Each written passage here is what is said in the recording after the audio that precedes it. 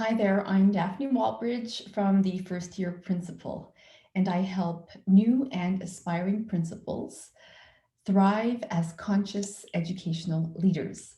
So, welcome to today's coaching.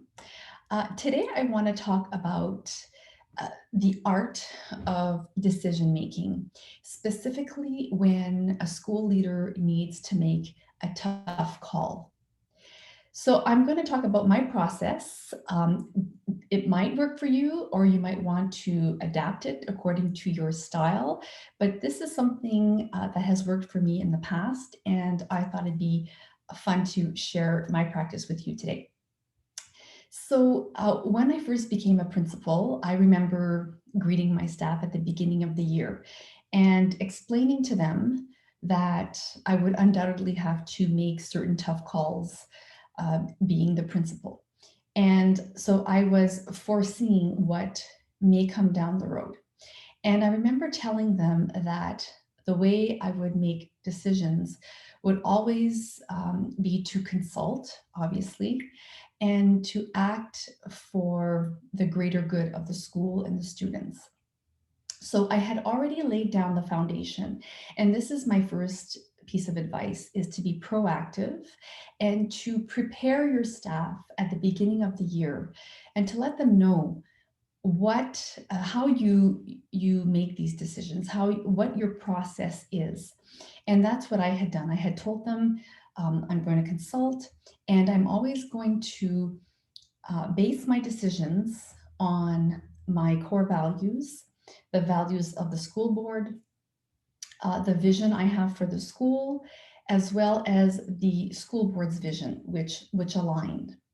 And I would always be thinking of the outgoing profile. So the student's outgoing profile, when the student is in grade 12, what do we want to see as a fully developed young adult leaving our system? So I would always have all of these elements in my mind when I had to make a decision.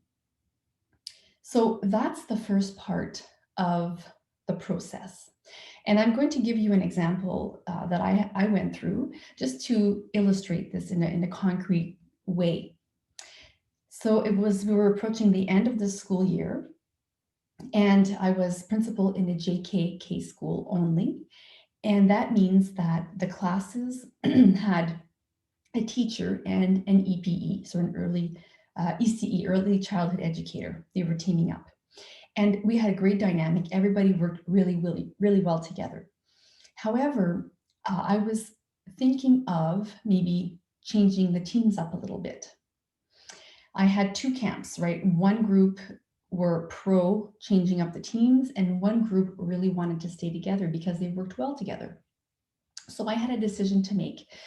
I knew that change was good because it forced people to innovate, to think outside the box, and to reinvent themselves. But I also knew that the school needed a certain stability and consistency. So I consulted, right? I consulted other principals who knew my school. I consulted other leaders who were in a mastermind, and everyone gave me their input. So what I did was I I tapped into my values, I tapped into the vision I had, I tapped into the board's values, and I decided to keep the teams together because I felt that it created a certain stability. And the kids were moving around anyway. The kids would have different teachers, and we were mixing up the cohorts. So, um, lo and behold, there would be change, but just enough.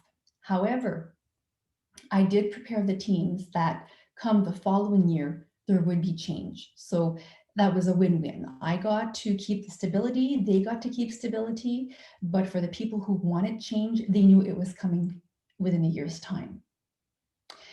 So that's how the decision-making process, was put into practice in my situation. So I had prepared the staff in September.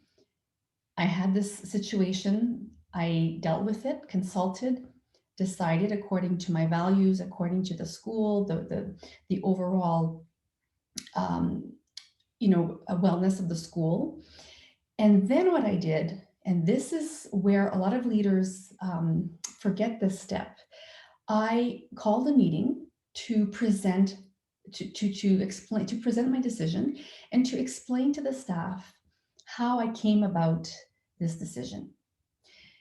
And this was key because I think the staff felt that their needs had been validated and that they had been heard and seen. And although some people wanted the change and didn't get it right away, they could accept that things were going to be status quo and they were fine with it. And I could tell by their body language that they were resonating with what I was telling them. So I was transparent about my decision making process. I told them, this is why I've decided this. Because of this, this, and this. However, I appreciate that some people want change. I respect that. And because of this, this is what's going to be happening next year. So it's really important to do a debrief with your staff to let them know how you came about making a certain decision. This will only increase the trust factor in your leadership. And when your staff trusts you and respects your decision-making process, it'll be 100 times easier to lead. And they'll have faith in you, and having that trust and that faith will really facilitate things. So that is my message for you today.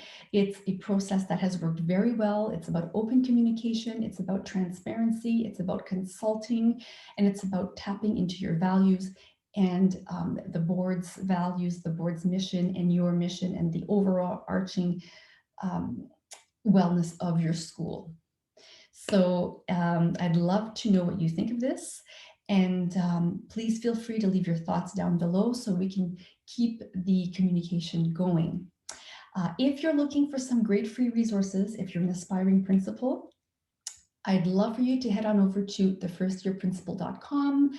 I have principalship prep checklists, interview preparation toolkits, all kinds of great free resources to help you either prepare for your first principalship, prepare for an interview, and just tool up with great free resources. All right, so I will see you next week, and thank you for stopping by today. Have a great day, and bye for now.